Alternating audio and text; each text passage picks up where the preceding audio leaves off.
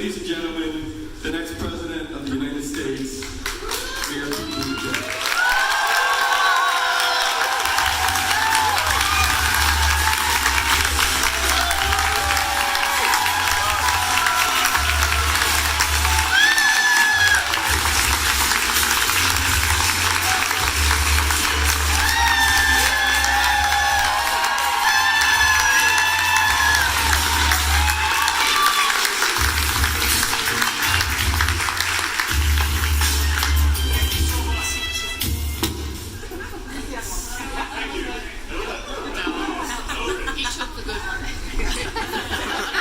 Thank you so much for the support. Thank you for joining us. And thank you for caring about the future of this country.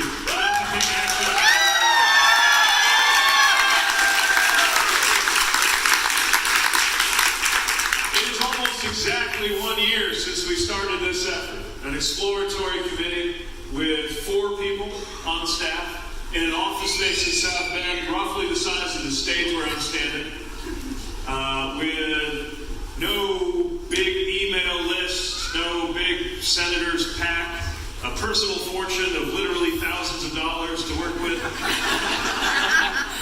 But this idea that we would be well served if we refuse to accept the way that things are working in our politics right now, refuse to try to play this president's game on his terms or go on his show, but rather take one last look at that show and change the channel to something better for us.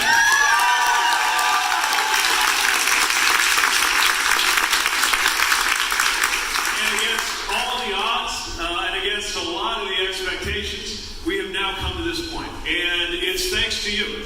It's thanks to our supporters who believe in this message, who believe in the ideas and the values of this campaign, those rules of the road you just heard about, and are living them. And because of that, we are now on our way to a victory in the Iowa caucus.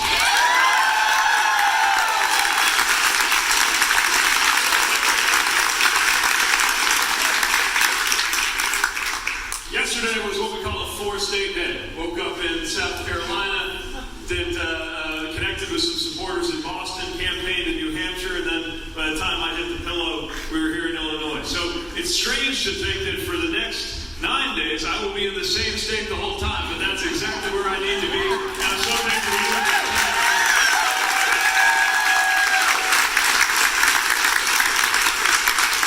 Many of you have visited Iowa as part of this campaign. Some of you will soon. And if you have, you know the energy there is extraordinary. And the commitment and the seriousness that voters are bringing to their choice that they're about to make is remarkable. And I'm seeing the very same faces there that I saw 6 months ago, turning up at events and then saying things like, "You seem good, you're in my top 7, let's see how this goes." And now they're in decision mode. They are ready to pick their nominee. And what we are seeing is that there are not only our fellow Democrats, but quite a few independents and a striking number of what I like to call future former Republicans ready to join this movement.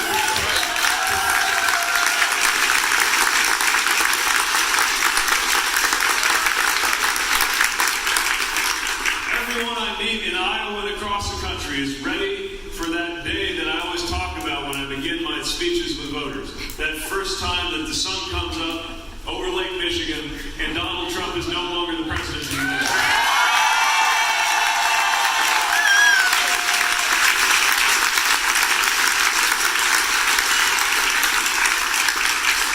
What we've seen is an awareness that we have to be ready for that day. Not only do we have to make sure that day comes, sooner rather than later, can't come soon enough, in fact. But also ask ourselves the question of then what? And remember that in order to win and in order to deserve to win, we've got to be prepared to govern. And in order to govern well, we've got to be ready to unify this nation, to heal this nation, and do it in a way that is consistent with getting big things done, because those problems will be waiting for us just 1 year more serious than they are right now. From climate to gun violence, to the racial and economic inequality in this country, to the simple fact that while we are told to be happy with the conditions of our economy, more and more people I meet are fighting just to hold on to what they've got. And if there's one thing that the campaign process brings out, it's that you encounter people, right and left, who remind you what's at stake, who pull the stakes of this election off the newspaper pages and into real life. I believe that politics is about our everyday lives. It's how I got into politics. It's why I care. As somebody who saw how healthcare affected my own family, as somebody whose own city was brought to its knees by mismanagement in Washington and in corporate decisions, and then got right back on its feet because we believed in each other. As somebody whose marriage exists by a single vote on the United States Supreme Court.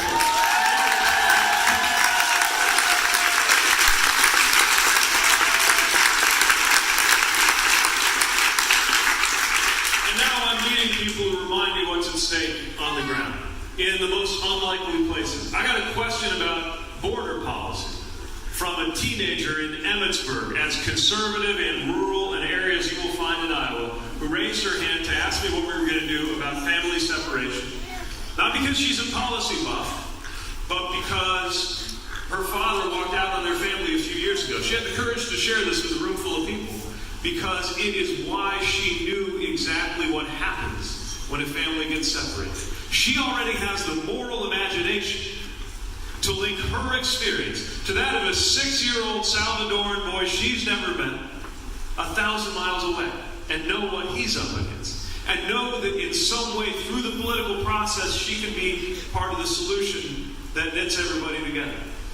I had a young man in Shenandoah on the other end of the state, equally conservative, rural area, raise his hand and ask how farms could be at the forefront of dealing with climate change, because he wanted to see his rural community win in what we've got to do to get ahead of the climate crisis, and wanted to know about solutions.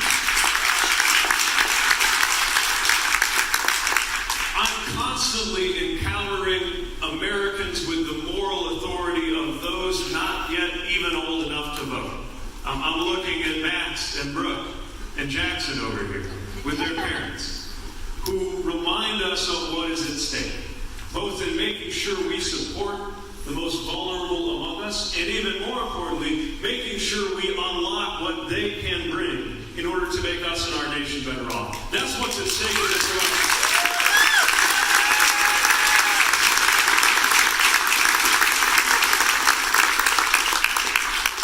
But you already know that because you're here. And so the thing I'm asking of you is to spread that among those you know. To hit the road, to call people in your life, to reach out to them, knowing that the truth is the most effective thing for breaking through cynicism and calling somebody into the process is not whether they see a speech from me. It's whether somebody in your life reaches out to you and says what this campaign means to them. That's the thing that makes the biggest difference. And that's what each of you can do. In addition to the generous support that you've given to make it possible for us to have those organizers on the ground and to be traveling across these United States. In addition to what you can do, knocking on doors if you feel like it. And I can't promise you it'll be warm, but I can promise you it'll be exciting. So many of you have heard me give my stump speech in your own backyards or in your own neighborhoods, so I'm not going to continue with a monologue. I'm going to ask you to help welcome somebody who's been a great friend in this campaign and one of the minds shaping our healthcare policy, who has the famous fishbowl. We gathered up questions so that we can have a conversation, and she's going to guide this discussion. So please welcome to the stage one of the architects of Medicare for All Who Want It, Crystal Gehrig.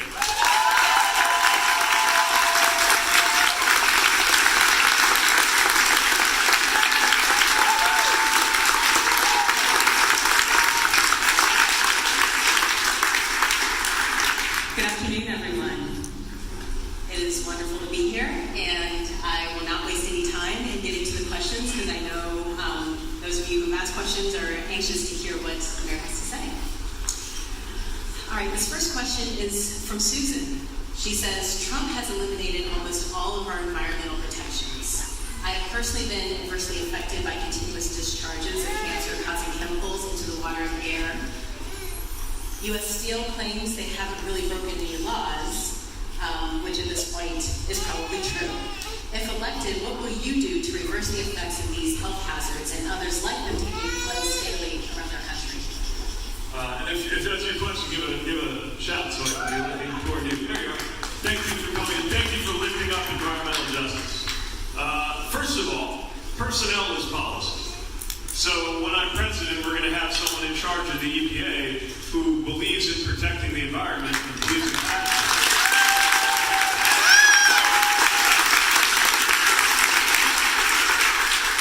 and yes, we have got to act on the rollbacks of standards for water, standards for air. We are learning more about how vulnerable we are to the pollution that is happening.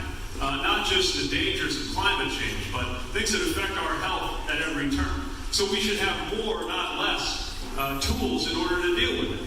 And that's a question of legislation, yes, but it's also a question of making sure that the administration has the resources that it needs. It's also critically important that we do this with a view toward justice. It is a constant path that Black and Latino communities and other historically excluded and disadvantaged communities are on the front lines of coming to harm, whether it's from industrial pollution or disproportionate vulnerability to the effects of climate change. And it's why we will put equity at the heart of our strategies on environmental justice and environmental improvement going forward.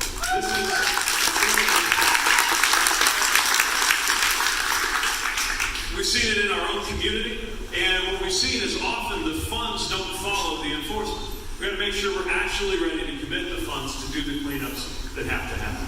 And this is one example of many, many, many issues where we should remember that there is a powerful American majority wanting to get this done. Not only do a majority of Americans want a new and better president, there's a lot of folks who agree on what we're against. There's actually a bigger American majority for what we're for. And it's everything from higher wages and making sure we got paid family leave and better health care to the kinds of environmental protection you were asking about. The American people want this. Now we got to get a majority of the American Congress to actually reflect the majority of the American people. And that's what President Buttigieg.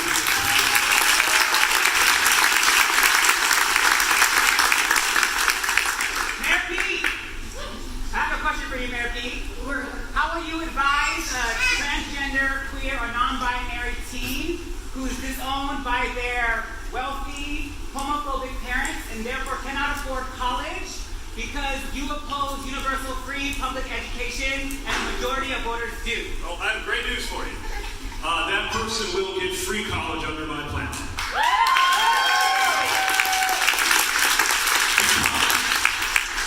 What we are doing is basing it on somebody's ability to pay. Now, if you are in the top 10% by income, I am going to have to ask you to pay your own tuition.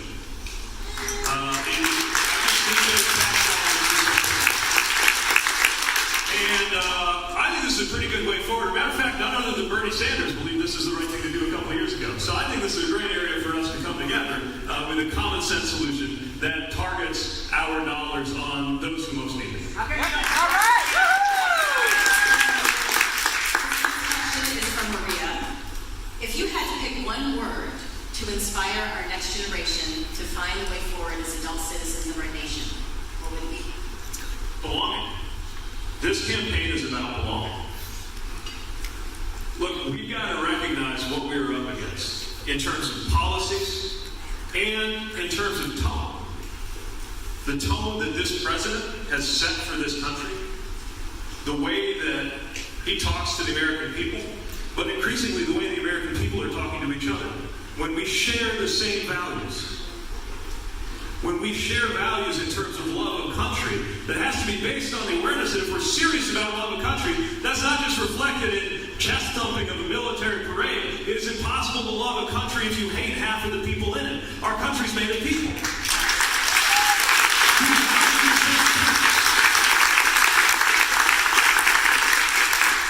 To have regard for one another, even or especially when we don't see things exactly the same way. And we have got to remember at a time like this that building that sense of belonging is a life or death issue. You want to deal with mental health and addiction? Consider the sense of belonging that people are self-medicating to deal with because they don't have want to deal with what is broken in our political system, let's make sure we have established a common reality that we don't have right now. This is what national service is about. This is what supporting public education is about, so that everybody has that touchstone of neighborhood excellent public schools, no matter your background. This is not about pretending we're going to agree on everything. We don't have to, and we're not supposed to. This is about making sure we establish that at the end of the day, we all have an equal claim on the American project, and determining and uplifting that idea is the only hope that this country has. So if I got to pick one word, it's belong.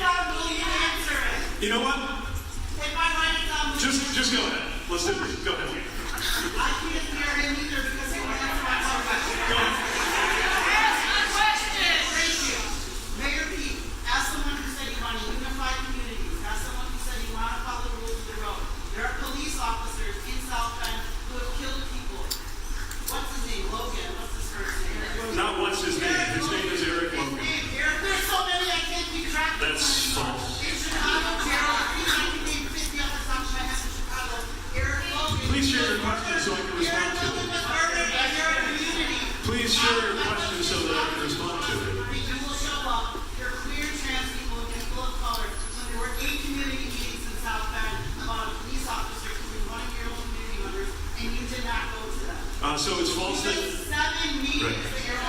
So your question is whether queer people can trust me if I did not attend, people can color, can't trust me if I did not attend every community meeting related to policing that we said, right?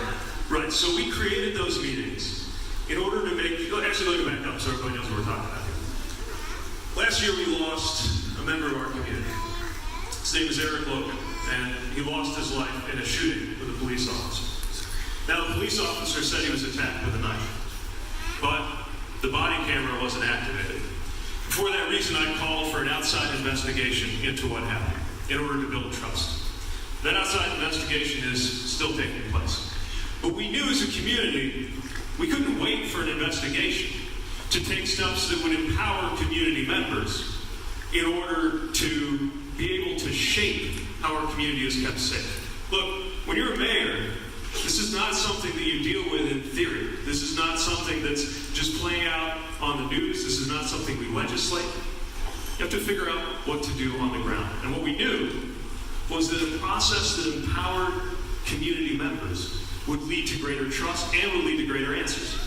So on issues like how the policy on the use of force in our police department is built, on issues like how we train officers, questions like how we recruit officers. One thing I've acknowledged publicly is the struggle we've had in our city to attract and retain applicants to the department, especially black applicants who would be able to build trust in African American neighborhoods. And a whole set of other issues. Now, I have also found, especially becoming a presidential candidate, that when I turn up someplace, sometimes it attracts a certain amount of attention and coverage that can be distracting from the work that needs to be done. So, in initiating a series of community meetings that invited everybody from rank and file officers to elected leaders to activists, some of my harshest critics, and people who've been in the administration all along, we wanted the conversations to be real. We wanted them to lead to actual change that could be implemented. Even in my last 2 years as mayor, that could be implemented. Some of them launched before I left. In order for that to happen, we had to have conversations that got out of the circus and into the heart. And so those conversations I knew would be at their best if they were as far away as possible from presidential politics. Now, I also didn't want to leave them completely alone, which is why I made sure to join one of the meetings without a lot of fanfare, and I don't think we even advertised that I was coming. Knowing there would be a chance to thank everybody who had come together in good faith to make the recommendations that helped change how policing worked in our city. So that's our story. And when you take steps to try to fix something, folks will criticize where you come up short. And I can't say that we got it perfect. We still have problems in our city. I imagine we have problems in every city when it comes to tearing down the walls of mistrust in particular between communities of color and police departments, but not only that particular pattern of mistrust, because it is built on the pain and the exclusion and the harm and the violence that has led us to this point. And I'm not standing up here as I hope to earn your vote, saying that I have earned it by getting everything perfect, or that racism, poverty, homelessness, and exclusion have come to an end in my city during my time as mayor any more than they've come to an end anywhere, but we have made so much progress.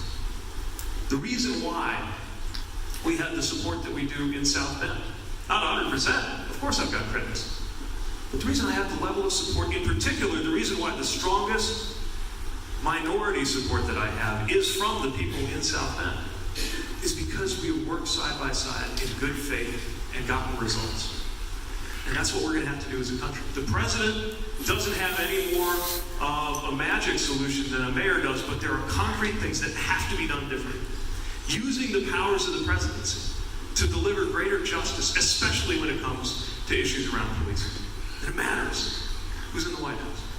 And I am asking voters to send in somebody who knows the good, the bad, and the ugly of what is at stake and what can be done in order to get these things done.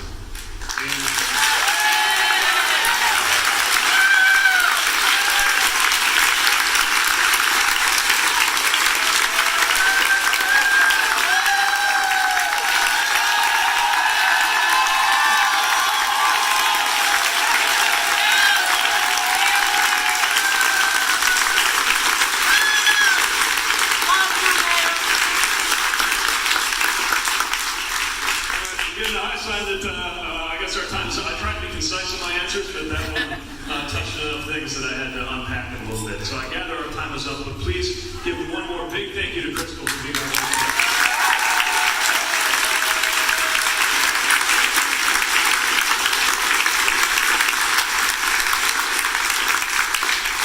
And I cannot thank you enough for being part of this effort. It's going to be messy. We are talking about the most vulnerable moment our republic has faced in our lifetimes. But I'm also so convinced, more convinced, after a year of campaigning, that there is a powerful American majority that wants the same rights. And that's going to be really important in this season in particular. Because the moment we're in, this is the stretch, some would call it the end of the beginning, that is drawing us to that first caucus night. This is the moment that will bring out the heat of competition more than ever. And elbows will come out, and critiques will come out. And that's okay. But at the end of the day, we're going to get one nominee. And the 25 people who didn't get to be the nominee and their supporters are going to have to come together around the one who does, because we know what we are up against in this country, and it is not each other. Yeah, right.